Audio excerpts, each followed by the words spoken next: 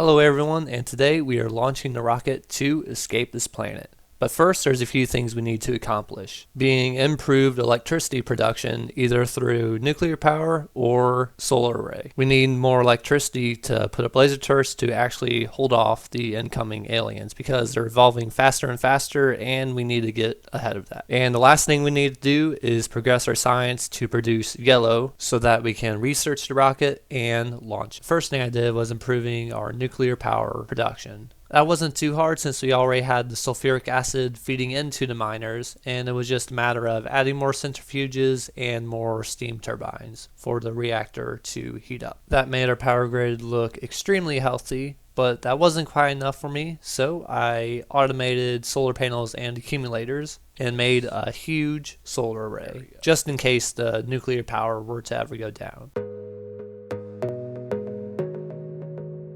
Power grid fully saturated with energy, it was now time to make a ton of laser turrets. That started with automating the battery production and then also making an auto crafter for the turrets because I don't want to do it by hand. And I felt pretty proud of this auto turret crafter, but then I looked at what my brother set up on the refinery side, and it's a little bit more high-tech, which is a system that controls the amount of petroleum, light oil, and heavy oil. There's a circuit over here I can show you real quick. Since I have all my converters down there, I have this red wire connecting to pumps down there. It compares the light oil to the petroleum gas, and if the light oil is greater than petroleum gas, that means we need to convert the light oil to petroleum gas.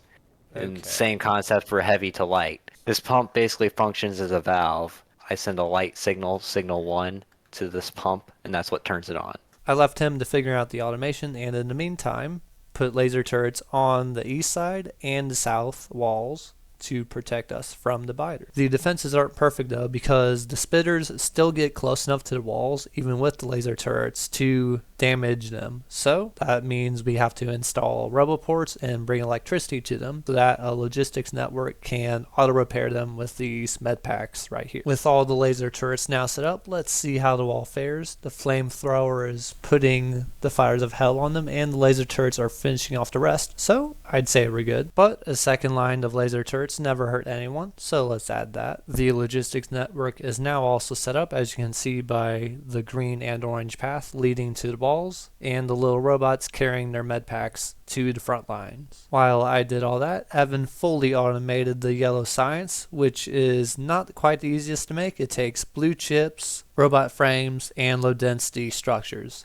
This all took a toll on our bus, so we had to add another copper line and made a beast of a steel smelting array built entirely by the logistics network, and this all kind of tanked our power. Insufficient power is bad for multiple reasons. First, laser turrets go down. Second, assembly machines are less efficient, and therefore our magazine production would be down, and turrets would also be down, and then the biters would overrun our factory. So, to prevent that, Evan worked on improving the nuclear array, and I went fully ham on expanding the solar array, which entailed making the most OP landfill auto crafter, filling in an entire lake with the landfill, then having the robots build the new solar array, and being constantly reminded that our power is not doing good at all by the flickering lights. Despite our best efforts, the situation went from bad to worse. Yellow satisfaction is kind of like on the fence of this is all right, it's working, but then whenever you dip into red and you can't even see satisfaction at all, you got a problem. Luckily, the solution is quite easy. Build more energy production faster. So that's exactly what I did. Solar panel array was about this size.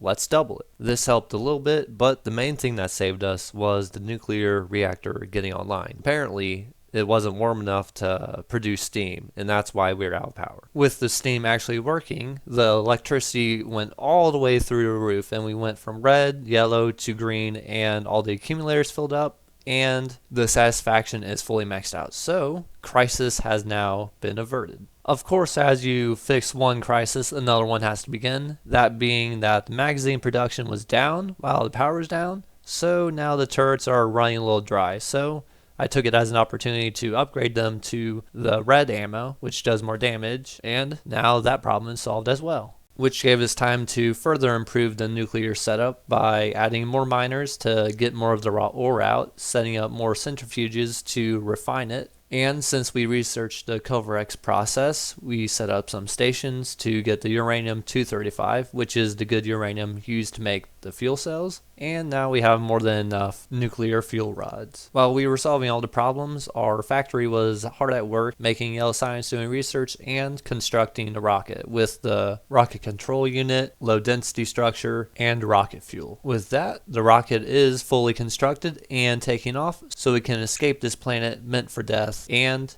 be on our merry way. A lot happened in the 23-hour playthrough. Specifically, 118,459 aliens were killed, which I prefer that to be a little bit higher, but we can improve that in a future video. But on a final note, I kind of want to go through the base. So in the top, we have our beast of a nuclear array giving us all the power needed, along with our mining area, bringing in the copper and iron, the science area, which does all the stuff, and refinery.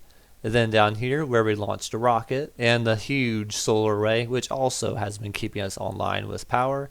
And of course the wall, which has been holding off the aliens, giving us enough time to make a rocket and flee. And they've been trying their best to finish us off, but they haven't succeeded so far, so I keep encouraging them to try. Thank you all for joining me today, and I hope you enjoyed the video. If you did, consider subscribing, and I'll catch you all next time.